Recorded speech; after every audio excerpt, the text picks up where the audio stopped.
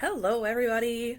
Welcome to the third episode, I can't believe it, of Give a Girl a Library, my Beauty and the Beast retelling series.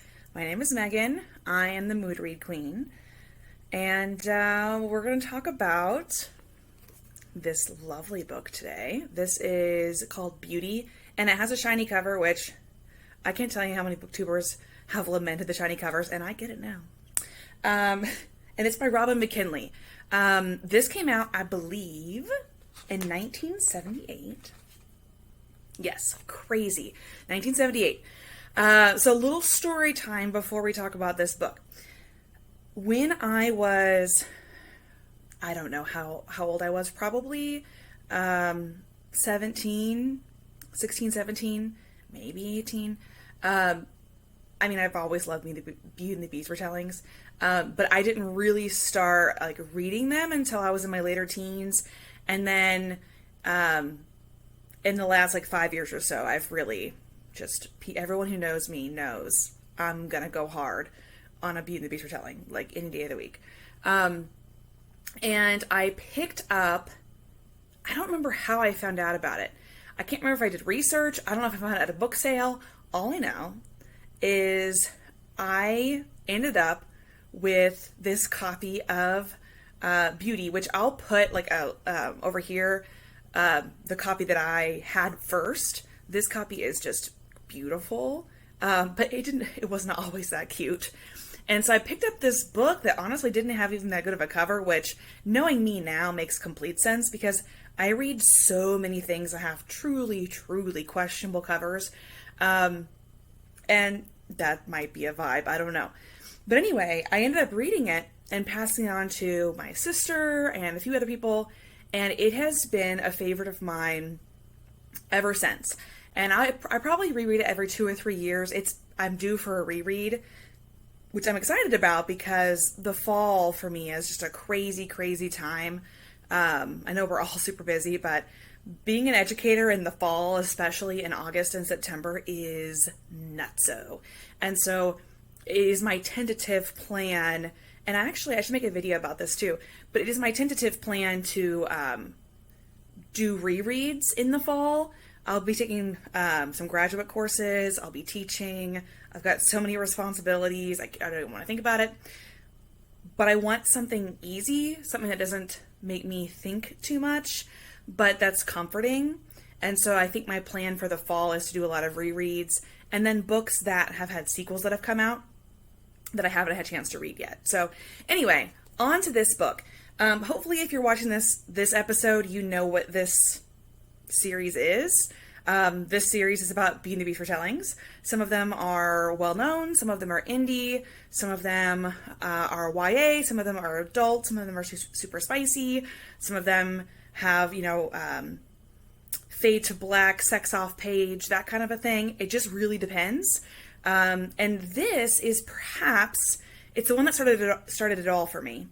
But it is probably, out of all the ones I will talk about in this series for however long it goes on, probably forever, it is the most like the original narrative. So if you are familiar with Beauty and the Beast, you are probably most likely familiar with the 1991 Disney animated film. And that is a film that is near and dear to my heart. I love it so much.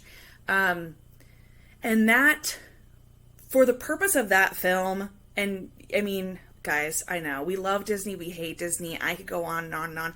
This is not that kind of video or this kind of channel, but Disney, one thing that I think was a good choice, and actually you can watch some of this, and they're making of footage of the film. In doing research on the original narrative, they realized that it really wasn't going to be conducive to a 3-act story structure to be able to tell the original narrative. Because the original narrative is basically, you got a main character named Belle or Beauty, something like that. Her father is a merchant.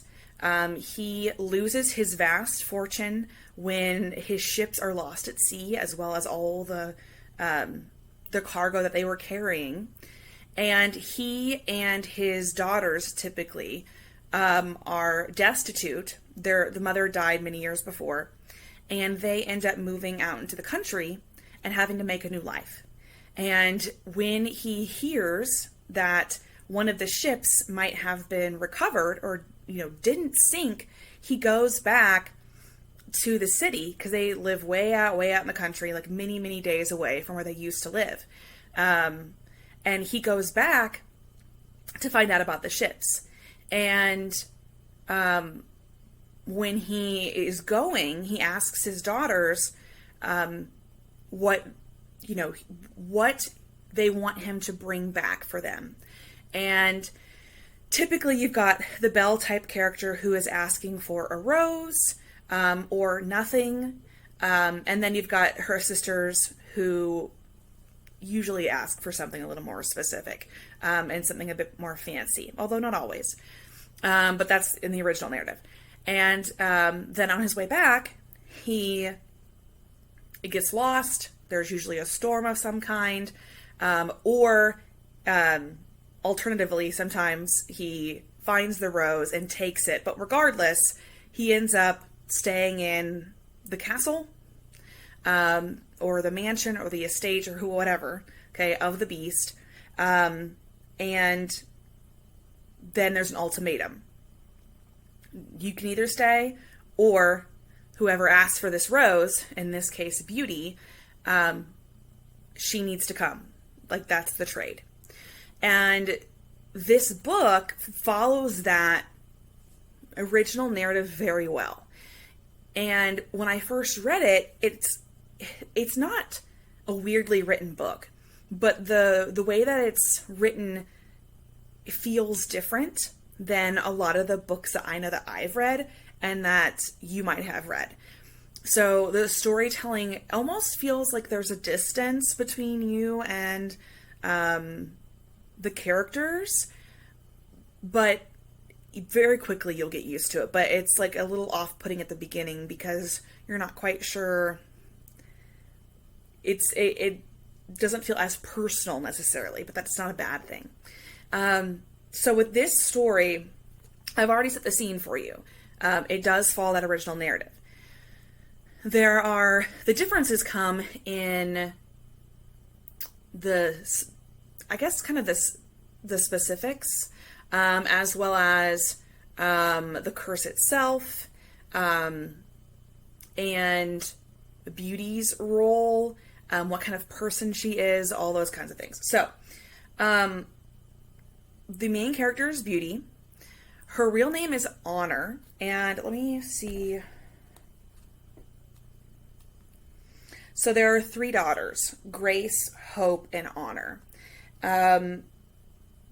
But there's this famous quote, I guess, from Honor, who's called Beauty. And when she was 5 years old, I guess her father, I forget it, but I always forget about this, because I know that that's her name, her nickname. Her father is talking about what honor means, and it's a little bit more difficult to explain than Grace and Hope. And so little 5-year-old Honor says, I'd rather be Beauty, because that's something that she could understand. And so they call her Beauty from the age of 5. And when they're all children, they're all like beautiful, blue-eyed, blonde-haired babies. But then the girls, her sisters, Grace and Hope, become like very beautiful, very, traditional standards of beauty. And then you've got Beauty, who has sort of like mousy brown hair, maybe like a hint of red, but like there's nothing too interesting about her eyes. She calls them murky a lot. And she's not ugly, but she's not her sisters. And so she realizes that pretty early on. And so there's always sort of an irony in her life, because especially when they're living in the city and her father is quite wealthy, everyone always like, oh, let's go see Beauty. Well, she's not what you expect. And so that is something from the outset that sets her apart from her sisters. When they have to move to the countryside, and they have like this tiny cottage, her father, I think he starts woodworking, And they come with, I can't remember now. I really need to reread this actually. But they're there for quite a while before they find out anything about whether or not there's a ship that's been found. One of her sisters, I can't remember if it's Grace or Hope, was pretty much basically engaged to one of the men on the ship. And so when the ships were lost, she's mourning the loss of her true love. And then the other sister meets this guy, and I think he has not a super great name, but we just go with it because, sometimes with these fairy tale retellings, you just got to get over it. And if you watched my first video, I had the same thing to say about it because names are just sometimes difficult. So his name is, I think, Ger or Jer. Ger. We're going to say Ger, but it's G-E-R. That's how it's spelled. And he works with her father, I believe, and I don't know if he comes with them or they meet him in the town, but he gets with the other sister, and they eventually have twins. I think a boy and a girl. And so Beauty, she's the one in this version I like. They all acclimate fairly well to their new surroundings. Her sisters aren't terrible people or anything. I liked that because I think it's really easy to have characters who are evil, who treat other people poorly. You've got the stepsisters in Cinderella, but her sisters in this are pretty nice people. And they're a supportive family. They work together. They try to take care of each other. Everyone has their roles. One person cooks, the other one might clean. And so they have a good family dynamic. And yeah. Okay. So anyway, so what happens in this book? Well, a good chunk of the book is what happens before Beauty goes to meet the Beast. And I think that's there's several parts in this book. I think the first two parts happen before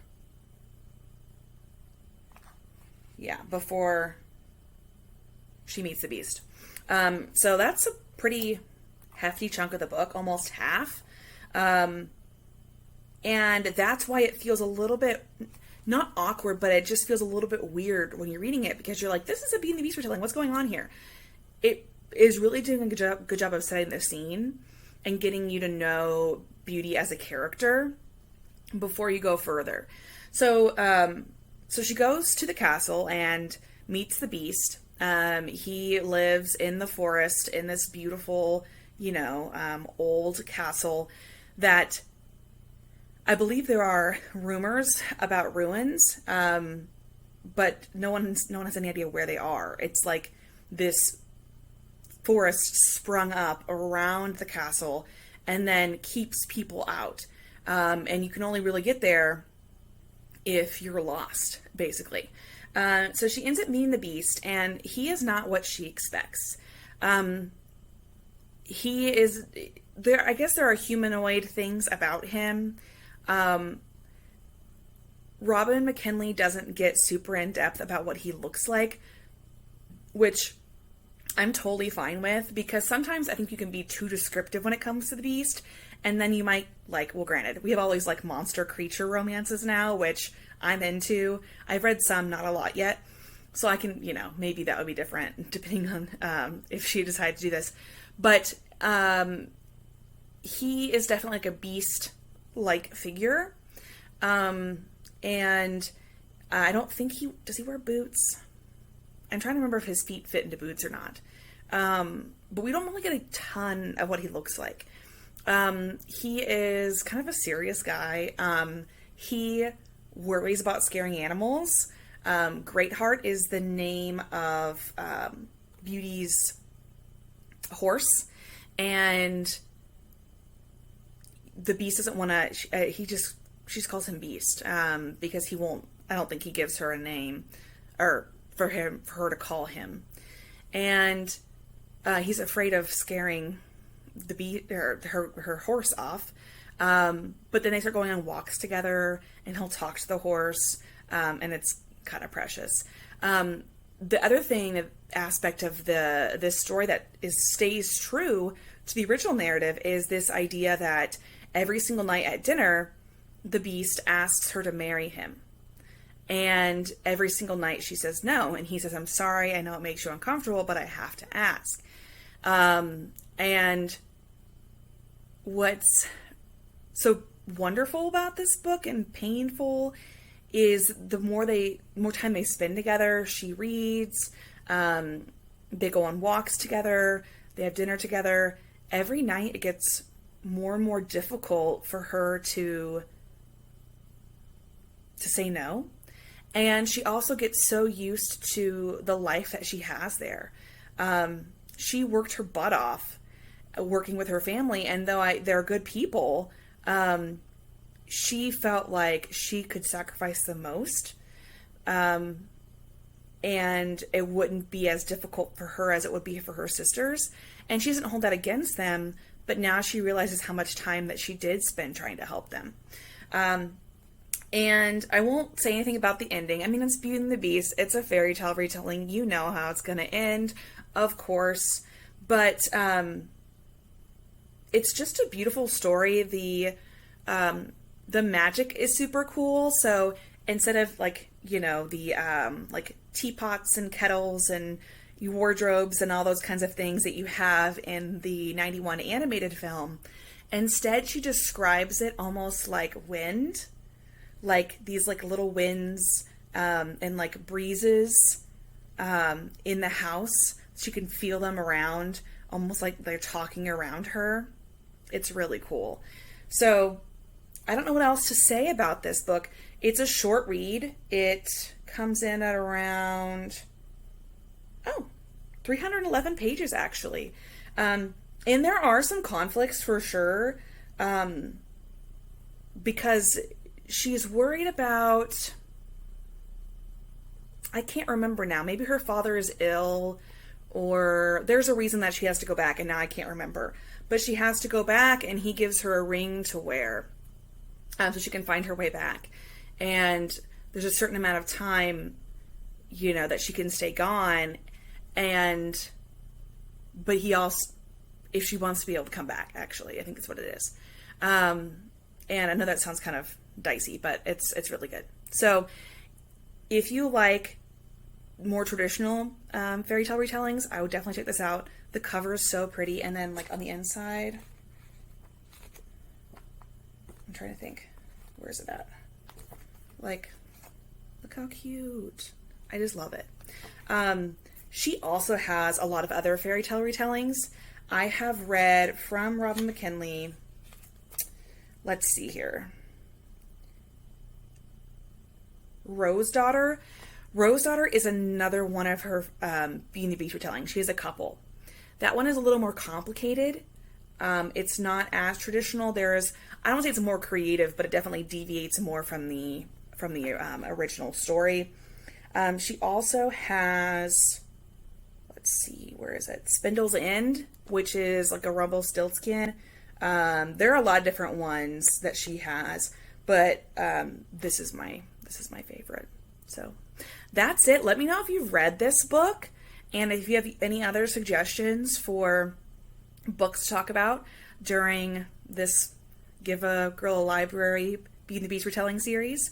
And if you haven't checked this out yet and you like Beauty and the Beast retellings, I would definitely recommend it. It feels like a fairy tale that was fully expanded, and yeah, it's just so good. Oh, okay. Bye.